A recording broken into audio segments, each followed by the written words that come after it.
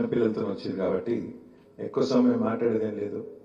వేదిక పైన ఆసీనులైన పెద్దలు, శాసన మండలిలో ప్రతిపక్ష నాయకులు గౌరవనీయులు మత్స్యనాచారి గారు, గౌరవ మాజీ మంత్రివర్యులు సూర్యాపేట ఎమ్మెల్యే జగదీష్ రెడ్డి గారు, గౌరవ మాజీ మంత్రివర్యులు పెద్దలు శ్రీనివాస్ గౌడ్ గారు, మాజీ మంత్రివర్యులు ఎమ్మెల్సీ గౌరవనీయులు శ్రీమతి సత్యవతి రాథోడ్ గారు, శ్రీ మహమూద్ అలీ గారు, గౌరవనీయులు మాజీ మంత్రివర్యులు ఎమ్మెల్యే పెద్దలు చామకూర మల్లారెడ్డి గారు, గౌరవ ఎమ్మెల్యే కౌశిక్ రెడ్డి గారు, మాజీ ప్రభుత్వ విప్ సోదరి అక్క సునీతా మహేందర్ రెడ్డి గారు, గౌరవ ఎమ్మెల్యే సోదరుడు అలంపూర్ మా విజయుడు గారు, మాజీ ఎమ్మెల్యే జనగామ గౌరవనీయులు ముత్తిరెడ్డి గారు, గౌరవ మాజీ ఎమ్మెల్యే నకరికల్ సోదరులు చిరుమర్తి లింగయ్య గారు, మాజీ ఎమ్మెల్యే భువనగిరి శ్రీ శేఖర్ రెడ్డి గారు, మాజీ డిప్యూటీ స్పీకర్ మాజీ ఎమ్మెల్యే సోదరి మెదక్ శ్రీమతి పద్మాదేవేంద్ర రెడ్డి గారు, వంటేరు ప్రతాప్ రెడ్డి గారు, మాజీ ఫారెస్ట్ డెవలప్మెంట్ కార్పొరేషన్ చైర్మన్ గారు, మునుగోడు మాజీ ఎమ్మెల్యే కూసుకుంట్ల గారు, మల్కాజ్గిరి పార్లమెంట్ ఇన్ఛార్జ్ సోదరులు రాగిడి లక్ష్మణ్ గారు, గౌరవ శాసన మండలి సభ్యులు తమ్ముడు మనం ఈసారి ఎన్నిక తర్వాత మొట్టమొదటిసారి మహబూబ్నగర్లో లోకల్ బాడీ ఎమ్మెల్సీగా గెలిచిన తమ్ముడు నవీన్ కుమార్ రెడ్డి గారు, ఖమ్మం జిల్లా పార్టీ అధ్యక్షులు ఎమ్మెల్సీ సోదరులు తాతా మధు గారు, గౌరవనీయులు మాజీ ఎమ్మెల్యే శంకర్ నాయక్ గారు, గౌరవనీయులైన ఎమ్మెల్సీ గారు సోదరులు సేర్ సుభాష్ రెడ్డి గారు, మాజీ ఎమ్మెల్యే కోరకంటి చందర్ గారు, మల్లారెడ్డి గారు అందరి పేర్లు చెప్పొద్దని అడిగా చెప్పిన ఏమనుకోకు, గౌరవనీయులైన మా తమ్ముడు చెన్నూరు మాజీ శాసనసభ్యుడు మాజీ ప్రభుత్వ విప్ గౌరవనీయులు బాల్కా సుమన్ గారు, అదేవిధంగా వేదిక ముందున్న గౌరవనీయులైన మున్సిపల్ చైర్పర్సన్లు, అదేవిధంగా డిప్యూటీ చైర్పర్సన్ వైస్ చైర్మన్లు, అదేవిధంగా మున్సిపల్ చైర్మన్లు లేడీస్ ఉంటే వాళ్ళ భర్తలు, అదేవిధంగా మున్సిపల్ చైర్మన్లు మగవాళ్ళు ఉంటే వాళ్ళ భార్యలు, వాళ్లకు పేరు పేరున ఇక్కడికి విచ్చేసిన మీ అందరికీ పేరు పేరున హృదయపూర్వకంగా నమస్కారాలు, హృదయపూర్వకంగా ధన్యవాదాలు. పదవి పోగానే మనం ప్రజలకి వెళ్ళి మాయం కాము, ఇక్కడ కూడా పోము, అందరం కూడా ప్రజాక్షేత్రంలోనే ఉందాం, గట్టిగా కొట్లాడదాం.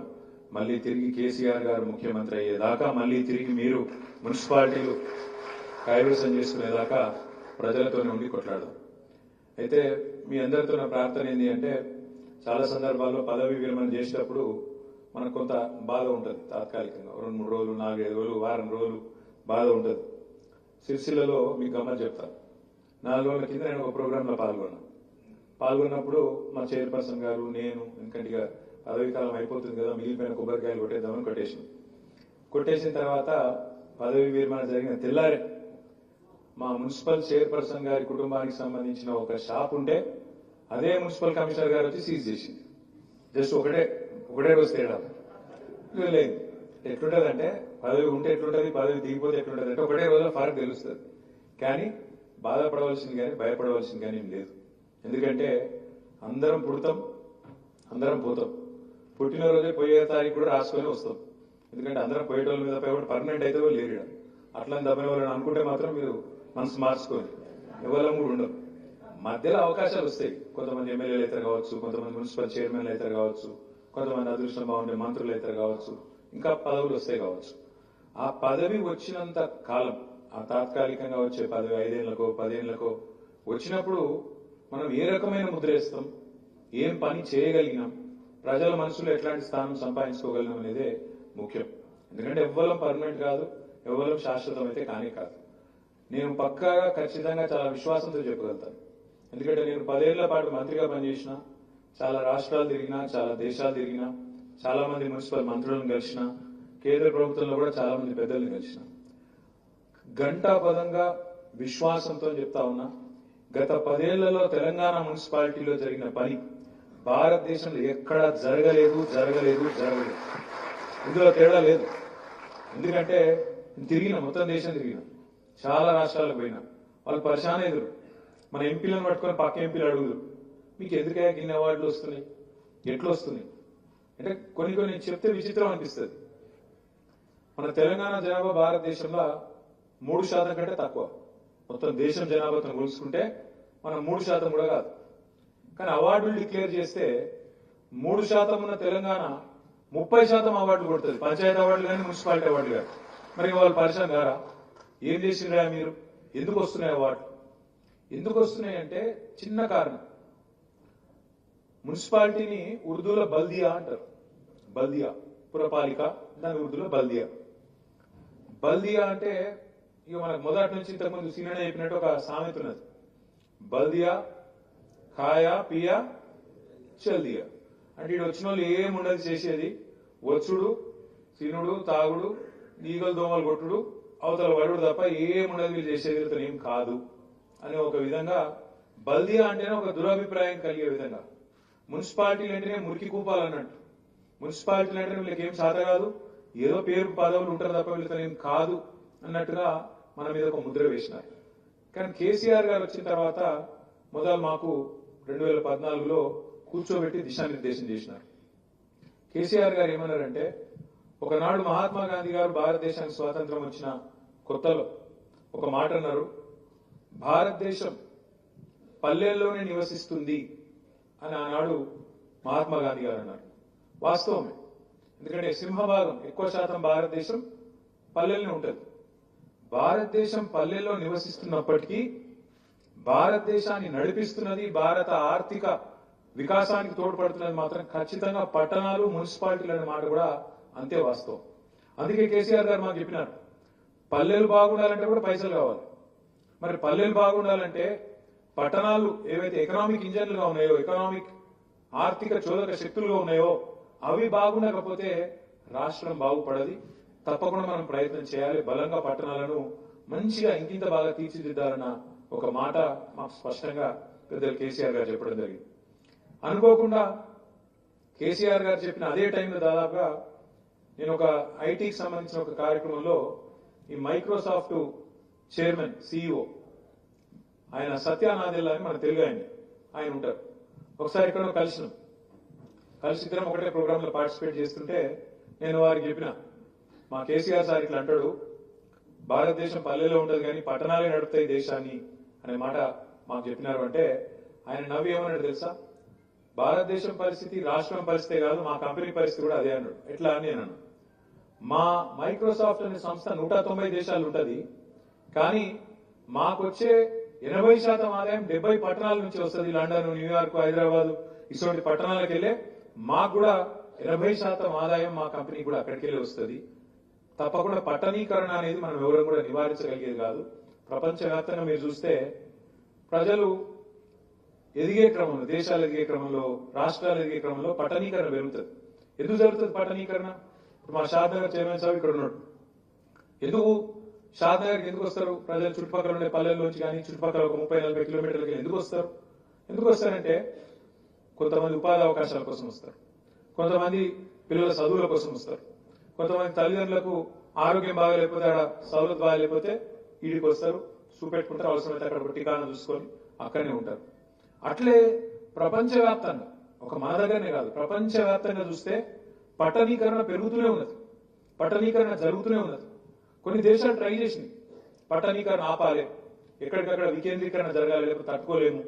ఎందుకంటే పట్టణ ప్రాంతాల్లో గట్టిగా, ఉదాహరణకు మన రాష్ట్రమే తీసుకోండి, తెలంగాణ రాష్ట్రం తీసుకుంటే మన భూభాగం, మన ఏరియా ఎంత అని చూస్తే 1,12,000 స్క్వేర్ కిలోమీటర్లు. తెలంగాణ రాష్ట్రం 1,12,000 చదరపు కిలోమీటర్లు. హైదరాబాద్ ఒకటి తీసుకుంటే దాదాపు 650 స్క్వేర్ కిలోమీటర్స్. అంటే మొత్తం తెలంగాణ జనాభా 4 కోట్లు అనుకుంటే ఒక్క హైదరాబాద్ జనాభా దాదాపు 1,25,00,000. ఒకసారి ఆలోచన చేయండి మీరు, 1,12,000 స్క్వేర్ కిలోమీటర్ల పరిధిలో 4 కోట్ల మంది ఉంటే ఒక్క హైదరాబాద్ 650 స్క్వేర్ కిలోమీటర్ల హైదరాబాద్ లో 1,25,00,000 మంది ఉన్నారు. అంటే ఎంత తొక్కుడు పడుతున్నారు ఈ ప్రాంతం? ఎన్ని వసతులు కావాలి, ఎన్ని సౌలతులు కావాలి, ఇక్కడ ఎన్ని మంచినీళ్ళు కావాలి, ఎన్ని మురికినీటి కాలువలు కావాలి, ఎన్ని రోడ్లు కావాలి, ఎంత కరెంట్ గుంజాలి, ఎంతమందికి స్కూల్ కావాలి, జన సాంద్రత, డెన్సిటీ ఆఫ్ పాపులేషన్ చూడండి. మున్సిపాలిటీ కూడా అంతే. ఇప్పుడు మీరు ఇక్కడ మా తమ్ముడు, మా సోదరుడు బసవరాజ్ గౌడ్ గారు భూత్పూర్ మున్సిపల్ చైర్పర్సన్ గారు చాలా బాగా చేసింది. మీరు అందరూ కూడా చేసింటారు నాకు తెలిసింది. ప్రతి ఒక్కరు కూడా ప్రగతి నివేదిక తయారు చేయమంటే అప్పుడు చేసిరు, మీరు మున్సిపాలిటీలలో చేసిరా అందరూ? ఇంత మంచిగా అనిపించింది. ఇప్పుడు చదువుతుంటే ఈ మున్సిపల్ నివేదిక తాను తరంలో ఏం చేసిండు, ఏ వార్డుకి ఏం చేసిండు అని చెప్పి బసవరాజ్ గౌడ్ గారు, ఆయన వైస్ చైర్మన్ ఫోటో, వాళ్ళ ఎమ్మెల్యే గారి ఫోటో, వాళ్ళ మంత్రి గారి ఫోటో, మున్సిపల్ మంత్రి, ముఖ్యమంత్రి, కమిషనర్ ఫోటో, అందరి ఫోటోలు పెట్టి ఏ వార్డు కౌన్సిలర్ ఫోటో ఆ వార్డుకు పెట్టి, ఇది చూడు చాలా మంచిగా ఉంది. ఇగో ఈ ఫలానా వార్డు ఫస్ట్ వార్డు కౌన్సిలర్ గీన, ఆయన పేరేంది, పేరు బాలకోటి. ఇగో ఆయన దగ్గర కట్టిన డబుల్ బెడ్రూమ్ ఇల్లు, ఆ వార్డులో ఫస్ట్ వార్డులో కట్టిన డబుల్ బెడ్రూమ్ ఇల్లు, కట్టిన సీసీ రోడ్లు, పట్టణ ప్రకృతి వనాలు, డ్రైనేజ్. చూడు ఎంత బాగా చేశాను. మొత్తం ఒక్కొక్క వార్డు కూర్చోండి బసరాజు, ఒక్కొక్క వార్డు ఎట్లెట్లా చేసిందని చెప్పి భూత్పూర్ కొత్త మున్సిపాలిటీ, దానిలో అన్ని వార్డులు మొత్తం 10 వార్డులు ఉంటే 10 వార్డులకు సంబంధించిన కౌన్సిలర్లు ఏ వార్డులో ఏం పని చేసినామని చెప్పి ఫోటోలతో సహా నాకు తెలిసి ఇంటింటికి మంచిరా. మీకు అన్ని అవార్డులు వచ్చినాయి, ఎందుకు రాలేదు కానీ కాదు, మంచిగా పని చేసి అవార్డులు వచ్చినాయి కాదు, మీకు ఇంటింటికి మంచిరా. ఇది ఎందుకు చెప్తున్నా అంటే ఎందుకంటే ఒక భూత్పూరే కాదు, ఇవాళ మీరు నేను చెప్తే కొన్ని మా ప్రజ్ఞాపూర్ అసలే సార్, మా చైర్మన్ సాబ్ అసలే కేసీఆర్ గారి కాన్స్టిట్యూన్సీ కాబట్టి భయపడాలి మనం. ఇది ప్రజ్ఞాపూర్ గజ్వేల్ది ప్రగతి నివేదిక అనా రాజ్మోహన్ గారిది వారిది కూడా ప్రగతి నివేదిక. ఒక 5 ఏళ్ళ 2020 నుంచి 25 వరకు ఏం పనులు చేసాం అనేది చాలా వివరంగా ఇక వాళ్ళదంటే గజ్వేల్ కాబట్టి నడిచింది అనుకో, కాకపోతే చూడు అంటే ఒక్కటి కాదు, ఇవాళ నేను చెప్తే పరిచయం అవుతారు. మన నిరంజన్ రెడ్డి గారు, మాజీ వ్యవసాయ శాఖ మంత్రి గారు నిరంజన్ రెడ్డి గారు, వారి వెంబడ మన జోగు రామన్న గారు, మన సత్యవతి గారు, అజయ్ గారు, మిత్రులు కోటిరెడ్డి గారు, ఇంకా మిగతా కొంతమంది మిత్రులు అందరితో కలిపి రైతు ఆత్మహత్యలు పెరిగిపోతున్నాయి. మళ్ళా కాంగ్రెస్ ప్రభుత్వం వచ్చినాక ఇప్పటికి 420 రోజుల్లోనే 412 మంది రైతులు చచ్చిపోయినారు. ఎందుకైతే ఇట్లా తెలుసుకోవాలి, మనం తెలుసుకొని ప్రభుత్వాన్ని ఖచ్చితంగా ఒక నివేదిక ఇవ్వాలి, పార్టీకి ఒక నివేదిక ఇవ్వాలి, మీరు అన్ని జిల్లాలు తిరిగిరండి అని చెప్పి వారికి రిక్వెస్ట్ చేస్తే పెట్టుడే ఆదిలాబాద్కి వెళ్ళి మొదలుపెట్టారు. ఆదిలాబాద్కి వెళ్ళి నాకు మన పువ్వాడ అజయ్ కుమార్ గారు, మాజీ ట్రాన్స్పోర్ట్ మినిస్టరు ఖమ్మం, ఆయన ఫోన్ చేశాడు. రామన్న, నేను ఇన్ని రోజులు మా ఖమ్మం కార్పొరేషన్ చాలా గొప్పగా ఉంటుంది అనుకుంటుంటే, ఖమ్మం కార్పొరేషన్ బాగా చేసిన నేను ఒక ఫీలింగ్ లో ఉంటే, కానీ ఇక్కడికి వచ్చి ఆదిలాబాద్ చూసిన అమ్మతో చెప్తున్నా మా జోగురామన్న నాకంటే బాగా చేసుకున్నాడే అని చెప్పి అజయ్ గారు ఫోన్ చేశాడు. అయితే అనుకోకుండా నేను జగదీశ్వర్ రెడ్డి గారు ఫోన్ వచ్చినప్పుడు ఒకటే దగ్గర ఉన్నాను.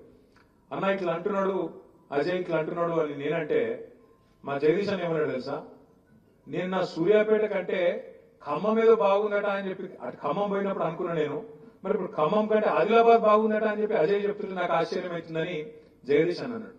ఒక ఖమ్మము, ఒక సూర్యాపేట, ఒక ఆదిలాబాద్ కాదు, నేను ఇవాళ చాలా కాన్ఫిడెంట్ గా, చాలా ఆత్మవిశ్వాసంతో, చాలా గర్వంతో చెప్తా ఉన్నా. మన ప్రభుత్వం ఉన్నప్పుడు 10 ఏళ్లలో హైదరాబాద్ తో సహా చిన్న మున్సిపాలిటీ అయిన భూత్పూర్ కావచ్చు, గజ్వేల్ ప్రజ్ఞాపూర్ కావచ్చు, జమికుంట కావచ్చు, హుజురాబాద్ కాన్స్టిట్యున్సీలో హుజురాబాద్ కావచ్చు, బాన్స్వాడ కావచ్చు, వనపర్తి కావచ్చు, ఒకటి ఇది అదే కాదు, వికారాబాద్ కావచ్చు, ఇంకోటి కావచ్చు, రాష్ట్రంలో ఉన్న అవార్డు కూడా వచ్చింది. జనగామ మున్సిపాలిటీ కూడా భారతదేశంలో 3వ స్థానంతో అవార్డు వచ్చింది. వీళ్ళు వాళ్ళని కాదు, మా జమున గారు వీళ్ళు వాళ్ళు కాదు, ప్రతి ఒక్క మున్సిపాలిటీకి భారతదేశంలో ఏ రాష్ట్రము చేయనంత గొప్పగా అత్యద్భుతంగా తీర్చిదిద్దిన మన పెద్దలు తెలంగాణ బాపు రైతు బంధు కేసీఆర్ గారికి గట్టిగా చప్పట్లతో మనందరం కూడా అభినందన చేస్తాం. ఎందుకు జరిగింది అంటే ఏదో ఒక మనిషి ఇట్లా నోట్లకి డైలాగులు కొడితే పనులు కావు. చాలా మందికి ఉంటాయి కళలు కనుడు ఈజీ, కానీ ఆ కళలను సాకారం చేయాలంటే దానికి చాలా కథ కావాలి, దానికి పెద్ద వ్యవస్థ కావాలి, పైసలు ఇవ్వాలి, విధులు నిర్వచించాలి, నిధులు ఇవ్వాలి, ఒక విజన్ ఉండాలి, దానికి తగ్గ విధంగా పని జరగాలి, పని చేసేందుకు మీరుండాలి.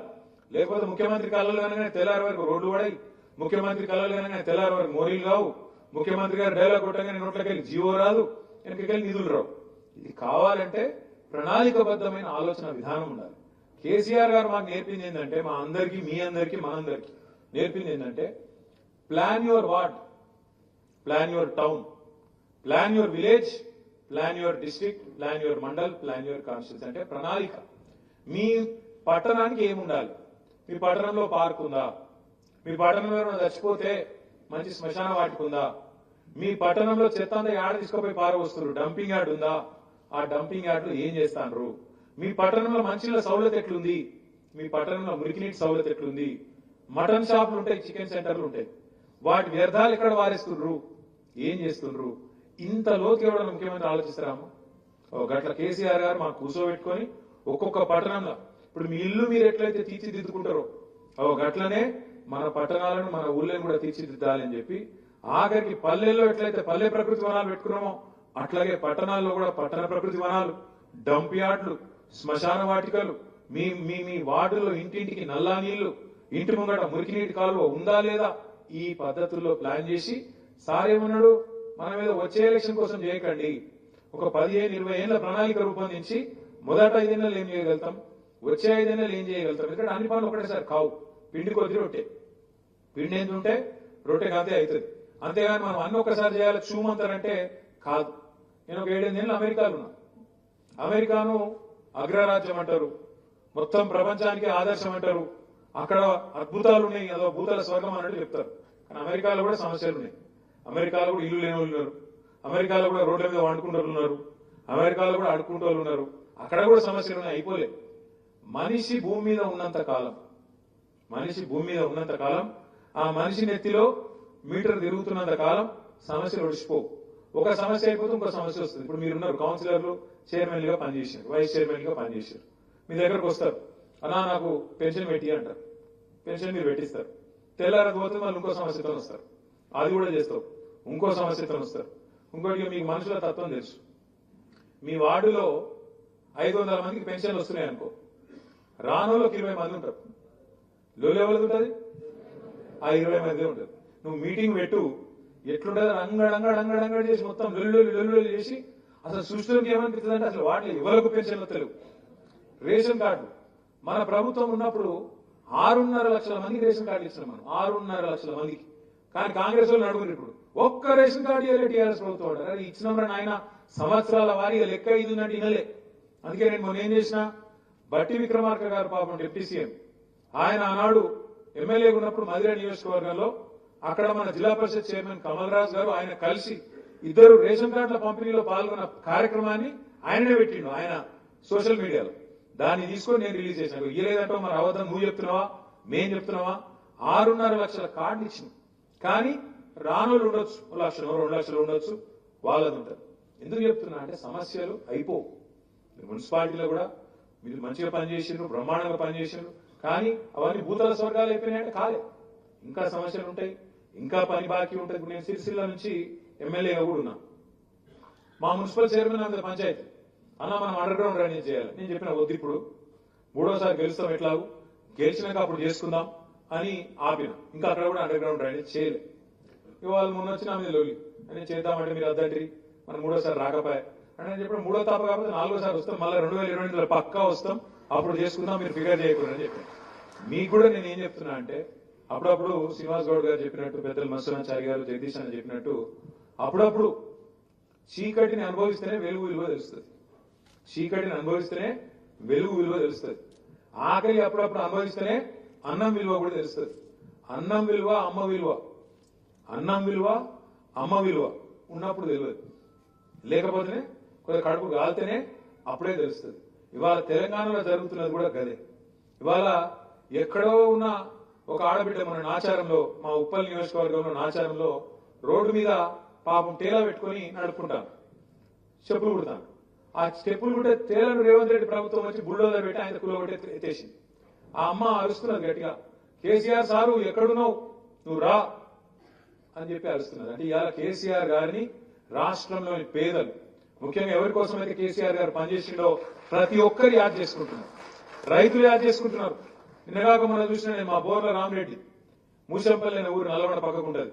ఆ రామరెడ్డి గారు చెప్తున్నాడు, చంద్రుడు అప్పుడప్పుడు మబ్బుల సాటు పోతాడు, మళ్ళీ బయటకు వస్తాడు, గట్లనే ఇది కూడా కేసీఆర్ గారు తొందరలే తప్పకుండా మళ్ళీ వస్తాడు, ఖచ్చితంగా ముఖ్యమంత్రిగా మళ్ళీ బాధ్యత తీసుకుంటాడు అనే మాట ఆ రామరెడ్డి గారు చెప్తా ఉన్నారు.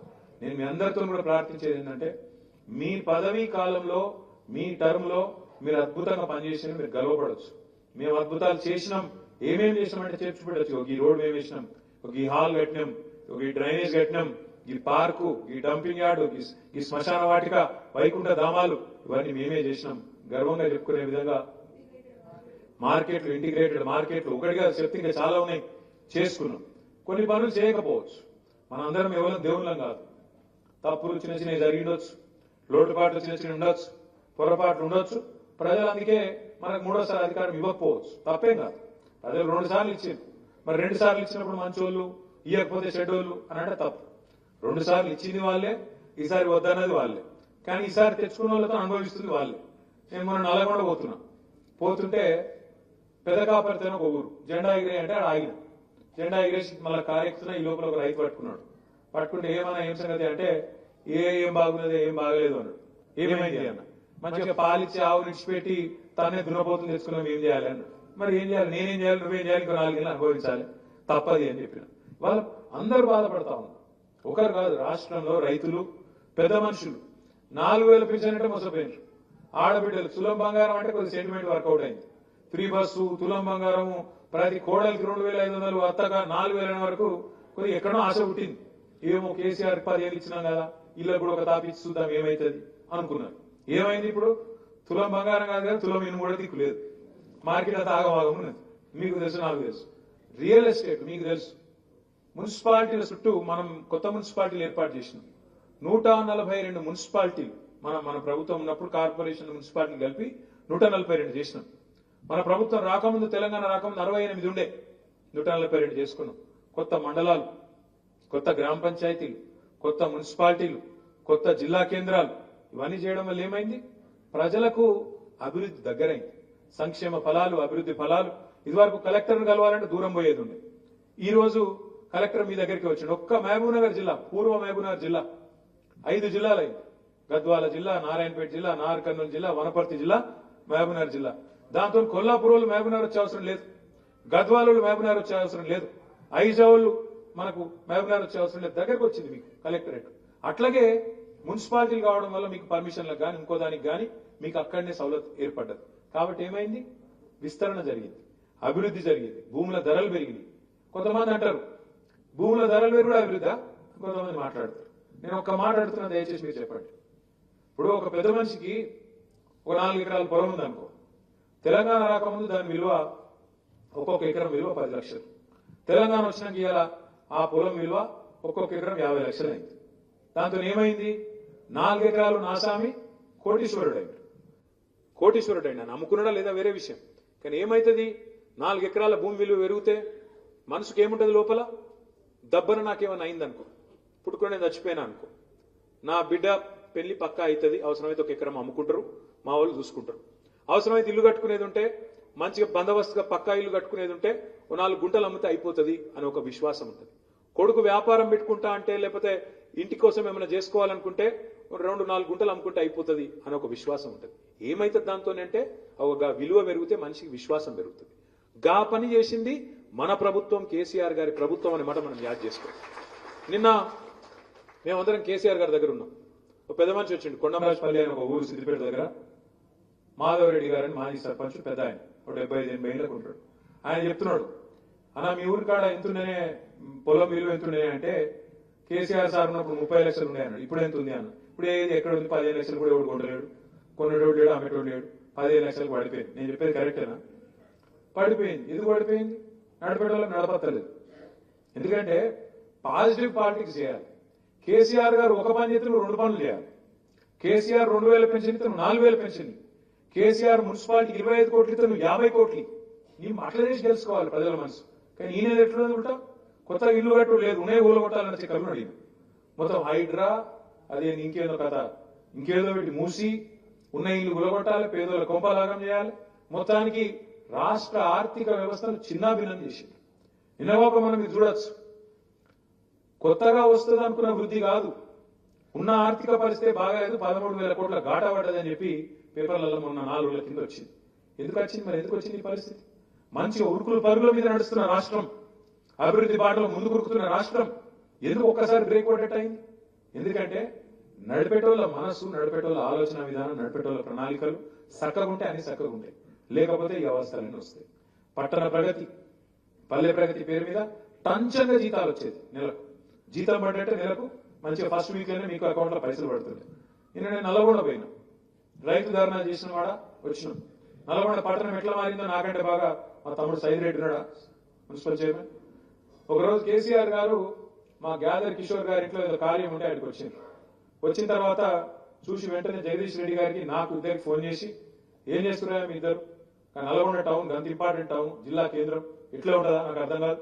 వెంటనే మీ ఇద్దరు పాదయాత్ర చేయండి, రేపు పోయి ఇద్దరు పోయి ఒక 5-6 కిలోమీటర్లు పాదయాత్ర చేసి మొత్తం ప్రజలను కలిసి ఏం కావాలో చూసిరండి అని చెప్పి నేను జగదీష్ అన్న తర్వాత ఇంకెవరు ముగ్గురం కలిసిపోయాను. పోయి కలిసి మొత్తం భూపాల్ రెడ్డి గారు మా ఎమ్మెల్యే ఆ రోజు అందరం కలిసి 5-6 కిలోమీటర్లు పాదయాత్ర చేసి ప్రజలను అడిగి ఆ చుట్టుపక్కల ఉండే షాపులు వాళ్ళు వీళ్ళు అందరిని అడిగి ఏం కావాలో మరి ఇట్లా కేసీఆర్ సార్ పంపిండు, ఏం చేయమంటారు మాకు మీకోసం ఏం చేయమంటారు అంటే, సార్ ఫస్ట్ ఈ రోడ్లు బాగా చేయండి అన్నారు. ఈ రోడ్లు మొత్తం మెయిన్ రోడ్స్ అన్ని మంచిగా చేయండి అంటే 700 కోట్ల రూపాయలతో నల్లగొండ టౌన్ ని చరిత్రలో గతంలో మంత్రులు కాంగ్రెస్ ప్రభుత్వంలో ఉండే సామంతులు ఎవ్వరు చేయని విధంగా అద్భుతంగా 700 కోట్ల రూపాయల అభివృద్ధి నిధులతో బాగా చేసింది.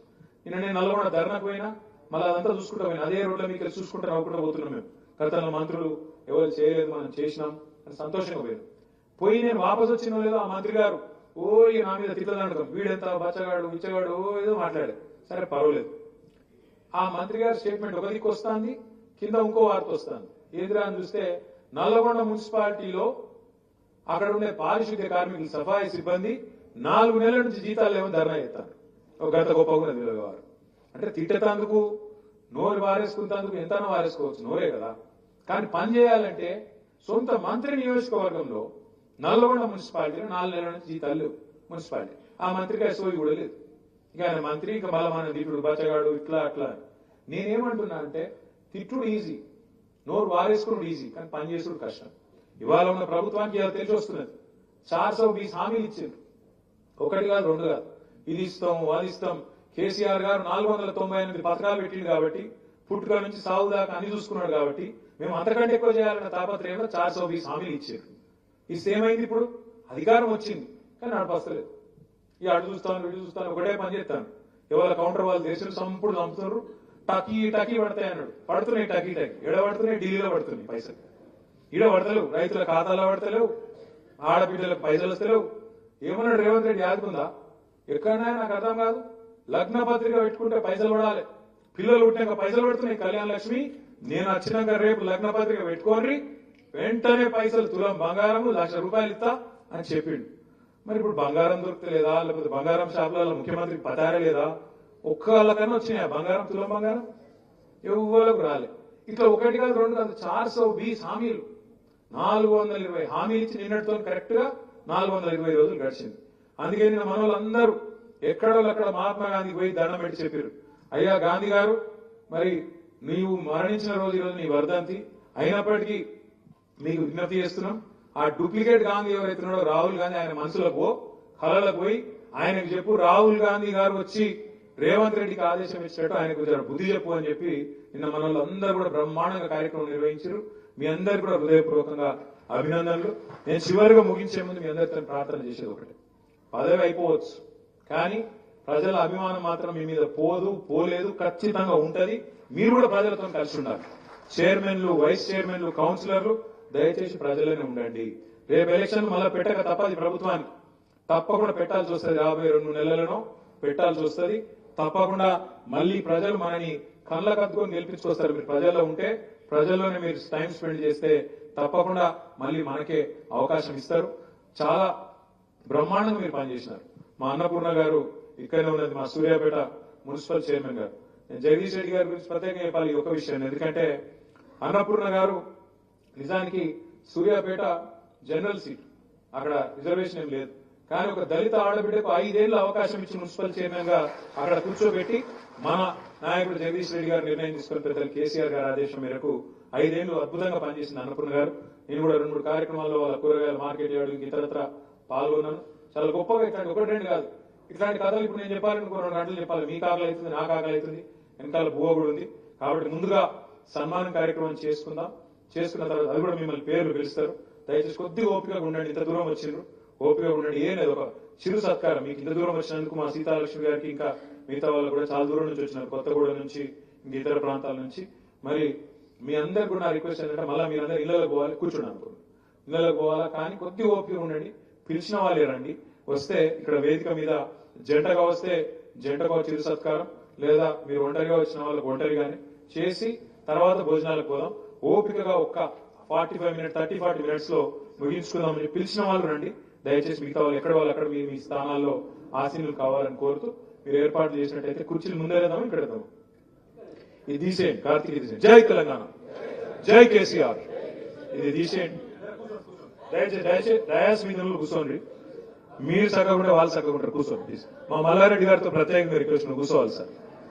నువ్వు కూర్చోవాలి సార్. మొత్తం ఐదాక కదలొద్దు సార్. నువ్వు మీకు 10 ఉన్నాయి మున్సిపాలిటీ కార్పొరేషన్, అందరికి సన్మానం చేశాక నువ్వు కదలొద్దు సార్. కదలవుగా సార్. ఎంగేజ్మెంట్కి ఇప్పుడు మధ్యాహ్నం ఉంటుంది, మాకు తెలియదా?